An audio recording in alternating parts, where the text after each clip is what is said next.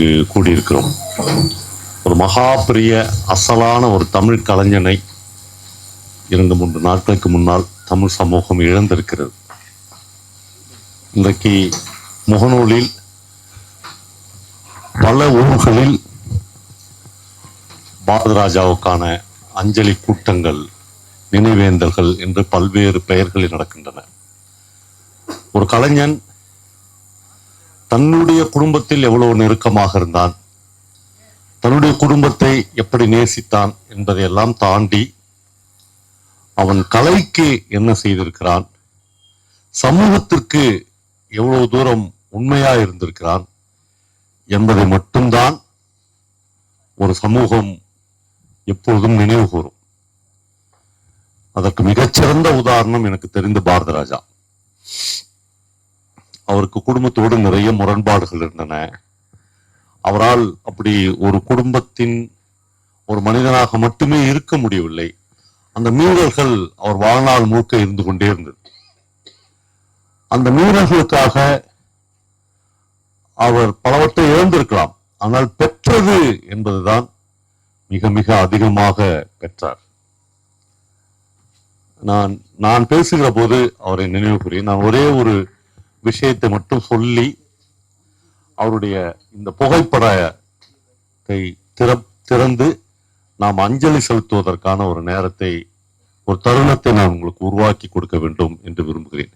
Sir, இந்த போன்லாம் வச்சிடலாம் sir, நம்மளுக்கு கிடைக்கும் சார். ப்ளீஸ் ப்ளீஸ், யாருமே போன் எடுக்க வேணாம். நண்பர்களே, இந்த கோவிட் காலத்தில் நானும் எஸ்கேபி கருணாவும் ஒரு முக்கியமான விஷயமாக பாரதிராஜாவை சந்திக்க வேண்டும் என்று அவருடைய சொந்த ஊரான தேனிக்கு போனோம்.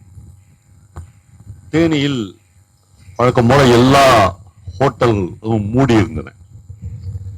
ஆனால் நாங்கள் பிரத்யேகமாக ஒரு நண்பர் மூலமாக ஒரு ஹோட்டல் அறையை பதிவு செய்து அதை திறக்க வைத்து அதில் தங்கி கொண்டோம். இரவு ஒரு 8:30-9 மணிக்கு என்னுடைய நண்பர் கருணா, நாளை காலையில் எத்தனை மணிக்கு பாரதிராஜா சார் போய் பார்க்கறது, ஒரு அப்பாயின்மெண்ட் வாங்க என்று சொன்னார். அவர்கிட்ட சொல்லிட்டு தான் போயிருந்தோம். ஆனால் அவர் உறுதியாக நம்பினார், எங்களால் தேனி வரையிலும் வர முடியாது கோவிட் டைம்ல, அப்படியே வந்தாலும் ஒரு அறை போட்டு தங்க முடியாது என்று நம்பியிருந்தார். நான் போன் பண்ணி, சார் நாங்க வந்துட்டோம், ரூம்ல தங்கிட்டோம்னு சொன்ன உடனே ஒரு அது இப்படி யார் உனக்கு ரூம் கொடுத்தாங்க என்று கேட்டார். அப்ப நாங்க எந்த ரூம்ல தங்கினா அங்கிருந்து ஒரு 1/2 கிலோமீட்டர் கூட இல்லாத தூரத்தில் தான் அவருடைய வீடு இருந்தது. நான் அவர்கிட்ட பேசி, நாளைக்கு எத்தனை மணிக்கு வந்து பார்க்கட்டும் சார் என்று கேட்டேன். அவர் சொன்னாரு, அது நான் நாளைக்கு, நான் இப்ப புறத்தாண்ட லாட்ஜுக்கு வரேன் என்று சொன்னார். நாங்க பேசிக்கொண்டிருந்த போது அந்த லாட்ஜ் ஓனர் யாரோ ஒருத்தர் புதுசா தங்கி இருக்கிறாங்களே என்று வந்து அவர் சொன்னார், சார் அவர் அப்படிலாம் வரமாட்டார் சார், சிஎம்லாம் வந்து கூட ஜெயலலிதா மேடம்லாம் கூட தங்கியிருக்காங்க, அப்ப கூட அவர் வந்ததில்லை சார் என்று சொன்னார். அவர் பேசிக்கொண்டிருந்த போதே ஒரு கால் சட்டியோடும் ஒரு நெக் பனியனோடும் பாரதிராஜா ஒரு காரில் வந்து இறங்கி எங்களோட வந்து வாங்கடா என்று கூட்டின்னு போனார். இந்த இரவு அசாத்தியமான இரவு. பல இரவுகள் எனக்கும் கருணாவுக்கும் சேர்த்து அவரோட அந்த அனுபவங்கள் இருந்திருக்கின்றன. அந்த இரவில் அவர் மண்வாசனை படம் எப்படி எடுத்தோம், ஷூட்டிங் தொடங்குகிற வரையிலும் எப்படி கதாநாயகனை எங்களால் கண்டுபிடிக்க முடியவில்லை. ஷூட்டிங்க்கு முந்தின நாள் தான் ஒரு சுவாரஸ்யமான விஷயத்தை சொன்னார். எங்கேயுமே ஹீரோ கிடைக்கல, ஆனா எல்லாம் வந்துட்டாங்க, கேமராமேன்ஸ், ஆர்ட் டைரக்டர், அவ்வளவு பேரும் வந்து தேனியில் அறை போட்டு தங்கி விட்டார்கள். இவர் வந்து ஹீரோவே கிடைக்கல என்று மதுரை மீனாட்சி அம்மன் கோயில், அப்புறம் வந்து மெடிக்கல் காலேஜ் என்று அலை என்று அழைக்கிறார்கள். எங்கேயுமே அவருக்கு தகுந்த மாதிரி ஒரு ஆள் கிடைக்கல. மதுரை மீனாட்சி அம்மன் கோயிலுக்கு முன்னாடி வண்டி நின்ன உடனே ஒரு பையன் வந்து பின்னாடி நின்று சைகையில ஆட்டோகிராஃப் வேணும் அப்படின்னு கேட்கிறான். உடனே ஒரு கார் கண்ணாடி இறக்கிட்டு அவனை பாக்குறாரு, வண்டியில ஏறுன்னு சொல்றாரு. அவன், சார் எனக்கு ஆட்டோகிராஃப் வேணும். தாங்க வண்டியில ஏறுன்ற ஆட்டோகிராஃப் கேட்கிறான்ற. வண்டியில அவனை ஏத்தினு, நீ என்ன வேலை செய்யறேன்னு கேட்கிறாரு. வளையல் கடை வச்சுக்கிறாயா அப்படின்றான். அதெல்லாம் வச்சிரு, நீ தான் அந்த படத்துக்கு ஹீரோன்றாரு. சொன்னோடனே கூட்டின்னு போய் அந்த லாட்ஜில் இவனா ஹீரோ அப்படின்றாரு. யாருமே அவனை ஹீரோன்னு ஒத்துக்க மாட்டுறாங்க. அவருக்கு ஒரு பயம் வந்தது. என்னன்னா இந்த பையனை ஏதாவது சொல்லி மிரட்டி ராத்திரி இவங்க திருப்பி அனுப்பிச்சிடுவாங்கன்னு. டேய் நீ வந்து என் ரூம் விட்டு எங்கேயும் போக கூடாது, என் ரூம்லயே பெட் போடுவேன், இங்கேயே படுத்துக்கணும். அவனுக்கு ஒண்ணுமே புரியல. ஒரு ஆட்டோகிராஃப் வாங்க வந்த பையன் அப்படி படுத்து உண்மையிலேயே 2-3 நாள் ஷூட்டிங்க்கு அப்புறம் அந்த பையனை அவங்க டீம்ல இருந்தவங்கள தொத்து அடிச்சிட்டாங்க. ஆனா இவர் வந்து அப்படின்னா நான் வந்து படம் எடுக்க மாட்டேன்னு சொல்லி மறுபடியும் போய் பாண்டியனை கூட்டிட்டு வந்து வன்வாசனை முடிச்சார். இப்படி ஆரம்பித்து கரெக்டா ராத்திரி 2:30 மணி வரலும் எங்களோடு அவருடைய சினிமா கதைகளை பாரதிராஜா பேசி கொண்டிருந்தார். இது ஒரு சின்ன முன்னுரை தான், நான் பேசும்போது இன்னும் விரிவா பேசுறேன். அதுல ரொம்ப சுவாரஸ்யமான ஒரு விஷயம் நடந்தது. காலையில ஒரு 8-9 மணிக்கு போடியிலிருந்து எனக்கும் கருணாவுக்கும் பிரத்யேகமாக தங்கள் வீட்டில் பார்த்தா ரத்த பொரியல் ஆரம்பிச்சு நல்லி எலும்புல முடிஞ்சு அந்த டிஃபன். நான் வந்து சும்மா இல்லாமல் பாரதிராஜா சாருக்கு ஒரு ஃபோன் பண்ணி, சார் காலையில் என்ன சார் டிஃபன்னு கேட்டேன். அவர் அப்போ தான் சாப்பிட உட்காந்தாருன்னு நினைக்கிறேன். அவர் அந்த கொடுமையை ஏன்பா கேட்குற, ஒரு மாதமாக அதே சட்னி, அதே சாம்பார், அதே இட்லின்னாரு. நான் சொன்னேன், சார் சாப்பிடாதீங்க, நாங்கள் ஒரு நண்பரை அனுப்புகிறோம் அப்படின்ட்டு நாங்கள் வந்து இப்போது படத்தை திறந்து வச்சு வீராசாமி சாரை அவர்கிட்ட அனுப்பிச்சோம். இவர் போன உடனே இலை போட்டு அவருக்கு எங்களுக்கு பரிமாறின மாதிரியே பரிமாறுகிறார். அவர் சாப்பிட்டு முடிக்கிறவரில் நம்மளுக்கு யார் பரிமாறுறாங்க, என்ன ஒரு பையன்னு எதுவுமே பார்க்கல. சாப்பிட்டு முடிச்சுட்டு நல்லா வேர்த்து வெறுவருக்க, ஆமாம் நீ என்ன ஒரு அப்படின்னு கேட்டுக்கிறார். நான் வந்து போடி சார் அப்படின்னுக்கிறார். நீ எப்படி இவ்வளோ நாள் என்னை பார்க்காம இருந்தேன்னு. இல்லை சார் நான் பார்ப்பேன், உங்களை வந்து இன்றைக்கி தான் சார் இவ்வளோ க்ளோஸாக சந்திக்க முடிஞ்சிச்சு அப்படின்னோடனே அவர் ரொம்ப உணர்ச்சி வசப்பட்டு, எனக்கு மனோஜ் எப்படி ஒரு பையனோ அந்த மாதிரி நிலந்து ஒரு பையன்டா, ஒரே ஒரு ரத்த பொரியலுக்கும் ஒரு நல்ல எலும்புக்கும் அன்றைக்கே தலைவர் வந்து ஃப்ளாட் ஆகிட்டார்.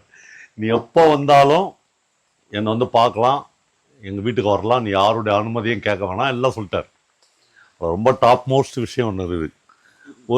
ஒரு ஒரு வாரம் பொறுத்து கருணா வந்து சார்ட்ட பேசி நம்ம போன விஷயம் என்ன ஆச்சுன்னு கேட்க சொன்னார். நான் ஒரு ஃபோன் பண்ணால் ஃபோனை வந்து இவர் எடுக்கிறார். பாரதிராஜா ஃபோன் வந்து வீராசாமி எடுத்து, அப்பா கொஞ்சம் பிஸியாகிறாரு, சாயங்காலமாக பேசுங்கன்ட்டார். அதுக்குள்ள மேட்ரு இப்படி மாறிடுச்சு. அதுக்கப்புறம் அவருடைய இறப்பு வரையிலும் வீராசாமி சார் வந்து அவர் கூடையே இருந்தார். அவங்க வீட்டில் நடக்கிற எல்லா விஷயத்துக்கும் அவர் ஒரு சாட்சியாக அப்படின்னு. அதனால தான் இன்றைக்கி அவர் அந்த படத்தை திறக்கிறது ரொம்ப சிறப்பாக இருக்கும் அப்படின்னு நினைக்கிறேன்.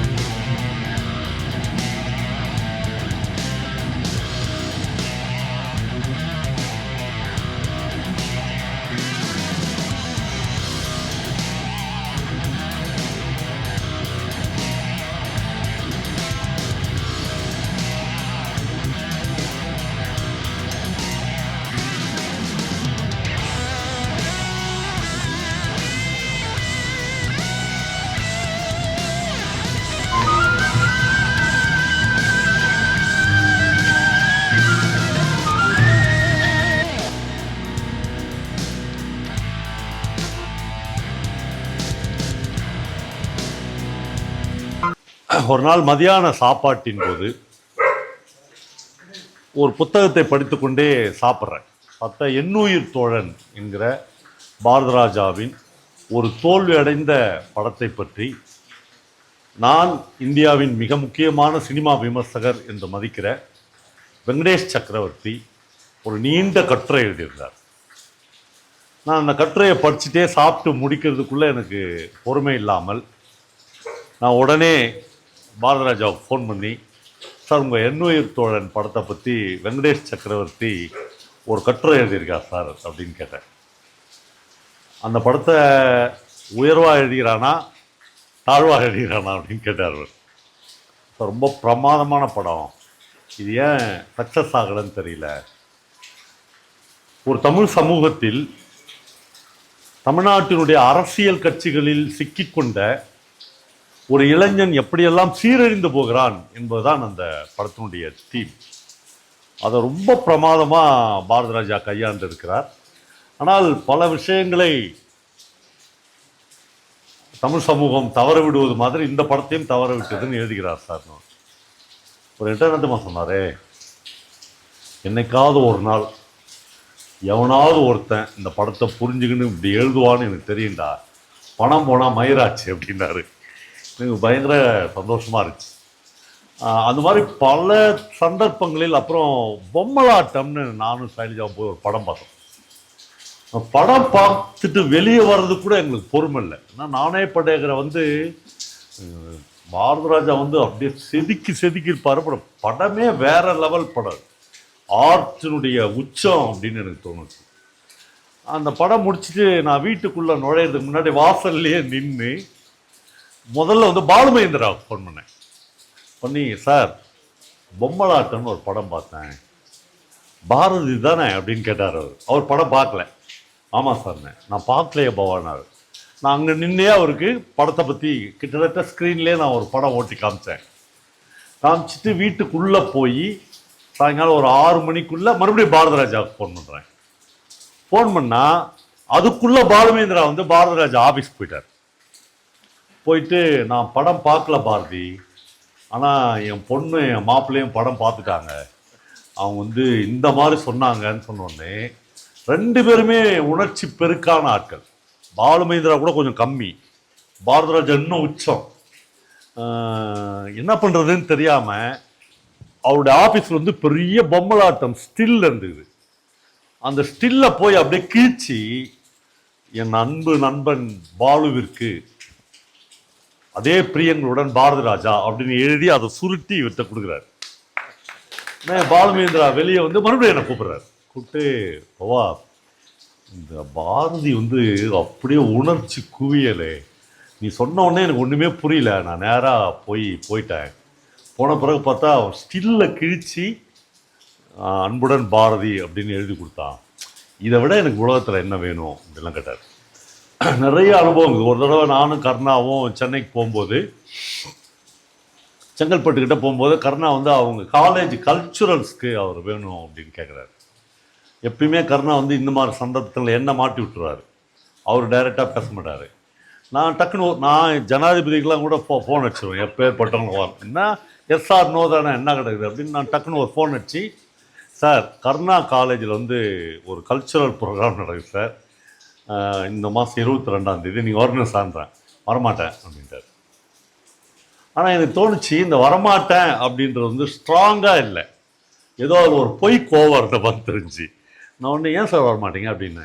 டேய் உங்கள் 2 பேரையும் நான் ஒரு டின்னருக்கு எத்தனை நாளாடா கூப்பிட்டுக்கிறேன், நீங்கள் வந்தீங்களாடா, நீங்கள் கூட்டவுடனே நான் வந்து வர முடியாது அப்படின்ட்டார். நான் உடனே ஃபோன்லாம் ஆஃப் பண்ணிட்டு, கர்ணா அது மாதிரி சொல்கிறாரு என்ன பண்ணலான்னு, இன்றைக்கி ஒருத்தமான்னு கேட்டார். ஏன்னா நாங்கள் செங்கல்பட்டுக்கிட்ட போயிட்டோம், அப்புறம் எங்களுக்கு கல்ச்சுரல்ஸுக்கு கண்டிப்பாக அப்படி ஒரு ஜெயிண்ட் வேணும்.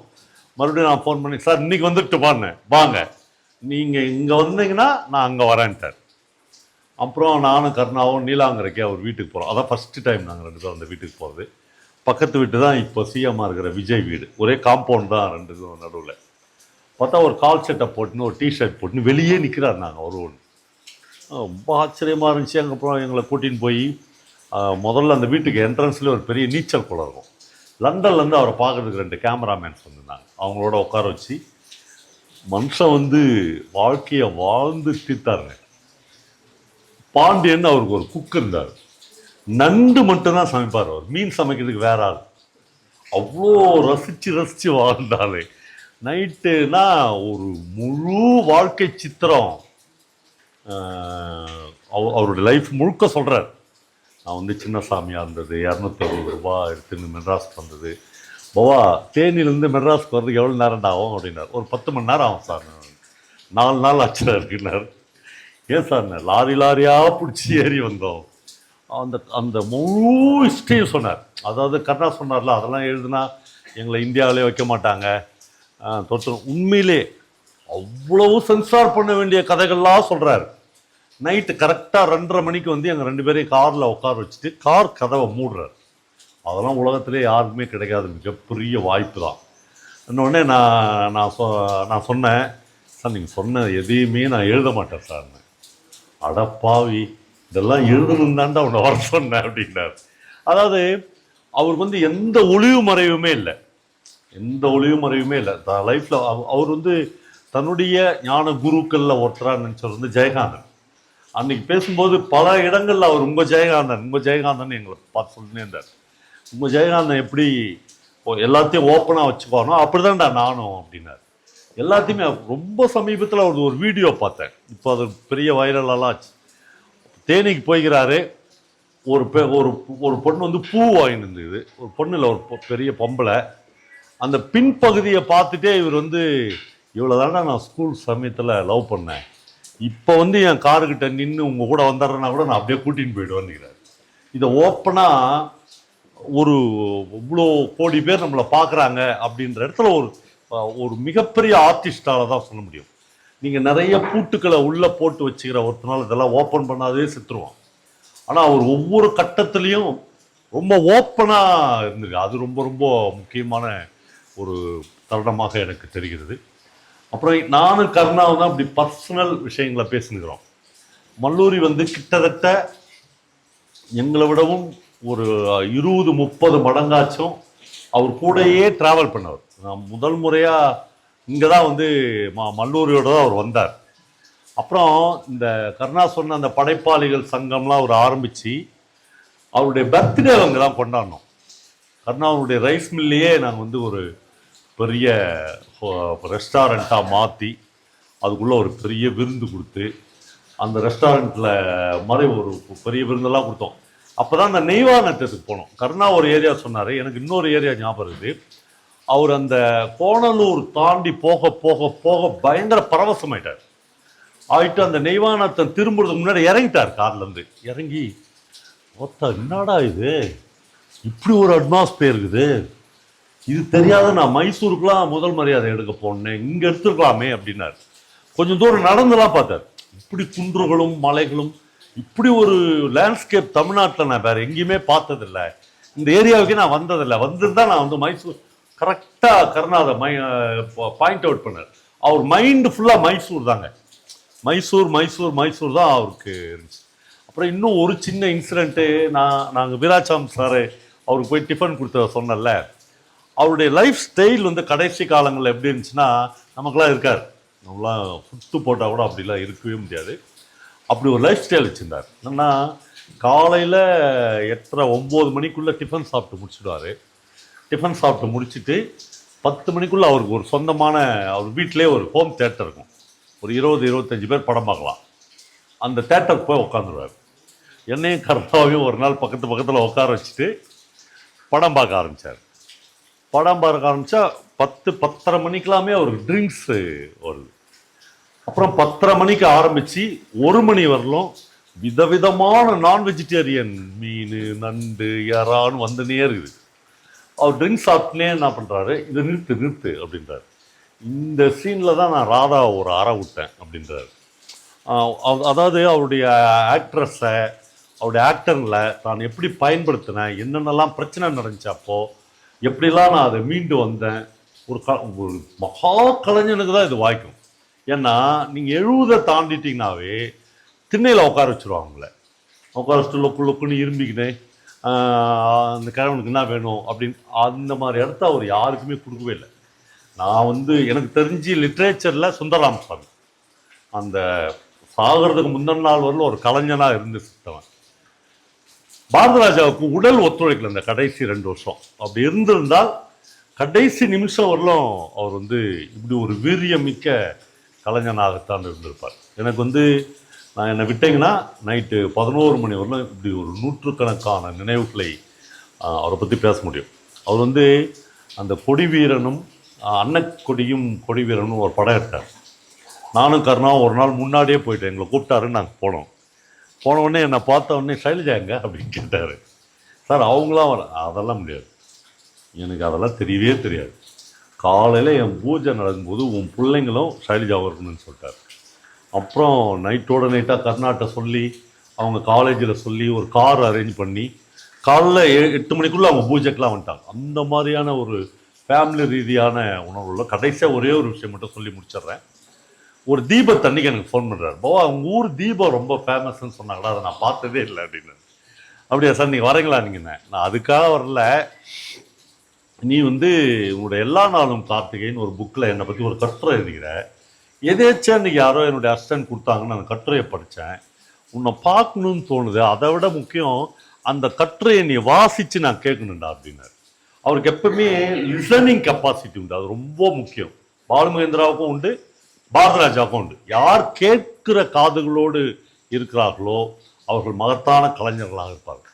ஆமாம், நான் சொல்கிறேன் நீ கேளு, நீ என்ன சொன்னாலும் நான் கேட்க மாட்டேன் அப்படின்ற ஆட்களை எல்லாம் பார்த்துக்கிறேன். அதெல்லாம் பிஞ்சிலே படுத்துது, சீக்கிரமாக முடிஞ்சிடும் அதனுடைய கதைலாம்.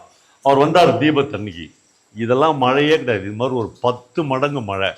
நான் முந்தானத்தை போட்டிருந்தேன் நான் அந்த ஃபேஸ்புக்கில் அந்த படத்தை. மகேஷ் தான் அவர் கொடை பிடிச்சின்னு போகிறான்.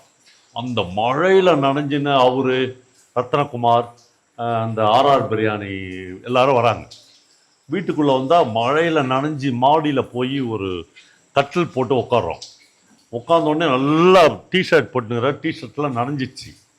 நாங்கள் எல்லோரும் ஒரு 10 பேர் உட்காந்தோடனே அந்த கட்டுரையை படின்றாரு. தீபம் ஏற்ற போகிறாங்க. கரெக்டாக ஒரு 5:30 மணி இருக்கும். நான் உட்காந்து அந்த கட்டுரையை படிக்கிறேன். வம்சி அப்போ தான் கேமரா பழகிறான். அவன் கம்ப்ளீட்டாக அவருடைய, என்னெல்லாம் ஷூட் பண்ணவே இல்லை, கம்ப்ளீட்டாக அவருக்கு முன்னாடி கேமரா வச்சுட்டான். அந்த ஒன்றுக்கும் அவர் எப்படி எக்ஸ்பிரஸ் பண்ணுறாரு, வீடியோ இருக்காது, அப்படியே புடையில் தட்டுவார், அட்டாடாடாடுவார். எப்பேற்பட்ட மகத்தான கலைஞனா அந்த ஆள் இருக்கிறாரு அப்படின்னு எனக்கு தோணுன தருணம். அப்புறம் எல்லாம் முடிஞ்சிச்சு. இதே மழை விட்ட உடனே தீபம் ஏற்றிட்டாங்க. நாங்கள் போய் வெளியே நின்று பார்க்குறோம். சார் தீபம் ஏற்றிட்டாங்க சார். அதை ஏற்றின போகிறவங்க விடு அப்படின்னு இறக்கிட்டார். இறங்கி மழையிலே நஞ்சுன்னு போயிட்டார். ரொம்ப அபூர்வமான ஆர்டிஸ்ட் தான் அவர் உண்மையிலே. ஒரு தடவை ஒரு ஏவாவேலு கூப்பிட்டாருன்னு அவருடைய கல்லூரிக்கு வந்திருந்தார். வந்தோடனே கரெக்டாக சாரோன் கிட்ட நின்று எனக்கு ஒரு ஃபோன் அடிக்கிறார். பாவா வீட்டில் இருக்கியா நீ அப்படின்னு கேட்டார். ஆமாம் சார் வீட்டில் தான் இருக்கிறேன். எனக்கு ஒரு டீ குடுறா, கண்ணாடி டம்ளரில் தான் கொடுக்குறாரு. எவர் சில்வர் டம்ளர்லாம் கிடையாது, கண்ணாடி டம்ளரில் ஒரு டீ வேணும் அப்படின்னு கேட்டு எங்கள் டைனிங் ஹாலில் உட்காந்து ஒரே ஒரு டீ குடிச்சிட்டு நான் போயிட்டு வரேன்னு போனார். அப்படி நான் ரொம்ப கம்மியாக தான் அவரை பற்றி எழுதியிருக்கேன். இன்றைக்கி அந்த எழுதுனதெல்லாம் எடுத்து படித்து பார்த்தேன். சரி, இந்த ஆளை பற்றி ரொம்ப கம்மியாக எழுதிக்கிறேன் மேடம், இன்னும் நிறைய எழுதணும் அப்படின்னு தோணுச்சு. நல்ல காலம் வாச்சிச்சுன்னா நானும் எழுதுவேன். ஜோமுல்லூரி மாதிரி ஒரு மகத்தான கலைஞனை இவ்வளோ தூரம் அவருக்கு சுத்தமாக உடம்பு முடியல. அவரை பார்த்தோன்னே இவரை ஏன்டா கூப்பிட்டேன்னு ஆயிடுச்சு எனக்கு. நான் இந்த முகம் இப்படி இருந்து நான் பார்த்ததே இல்லை. அவ்வளோ தூரம் கிட்டத்தட்ட 8 மணி நேரத்துக்கு மேலே தேனியில் காலையில் 7 மணிக்கு புறப்பட்டு வந்திருக்காரு. அவர் ஒரு நீண்ட உரையாற்றணும் அப்படின்னு நான் விருப்பப்பட்டு இத்துடன் முடித்துக் கொள்கிறேன்.